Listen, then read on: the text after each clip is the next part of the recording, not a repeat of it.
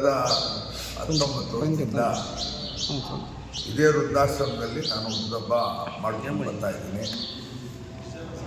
ನಿನ್ನೆಯಿಂದ ಕಾರ್ಯಕ್ರಮ ಧರ್ಮಸ್ಥಳಕ್ಕೆ ಮೊದಲನೇದಾಗಿ ಅನ್ನದಾನಕ್ಕೆ ಒಂದು ಟೆಂಪೋ ಲೋಡು ತರಕಾರಿ ಸುಮಾರು 8-9 ಥರ ತರಕಾರಿಗಳನ್ನ ಧರ್ಮಸ್ಥಳಕ್ಕೆ ಲೋಡ್ ಕಳಿಸ್ಕೊಟ್ಟೆ. ಇವತ್ತು ಬೆಳಗ್ಗೆ ಗೌರ್ಮೆಂಟ್ ಆಸ್ಪತ್ರೆಯಲ್ಲಿ ನಮ್ಮ ಹುಡುಗರೆಲ್ಲ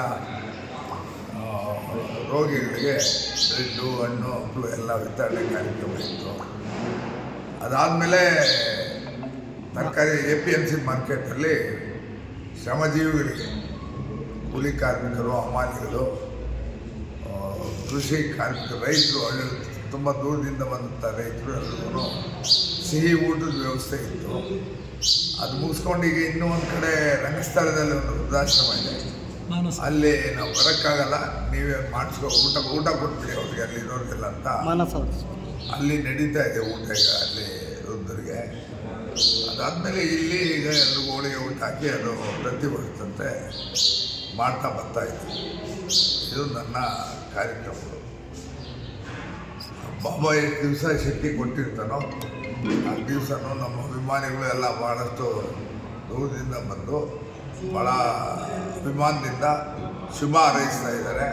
ಅವರೆಲ್ಲರೂ ಕೂಡ ತಮ್ಮ ನಾನು ಕೃತಜ್ಞತೆಗಳನ್ನ ಅರ್ಪಿಸ್ತೇನೆ. ತಾವು ಕೂಡ ಇಷ್ಟದಲ್ಲಿ ಬಂದು ನನ್ನ ಕಾರ್ಯಕ್ರಮಗಳಲ್ಲಿ ಭಾಗವಹಿಸ್ತಾ ಇದ್ದೇನೆ. ನಿಮಗೂ ಕೂಡ ತುಂಬ ಹೃದಯಪೂರ್ವಕ ಅಭಿನಂದನೆ ಸಲ್ಲಿಸ್ತೇನೆ.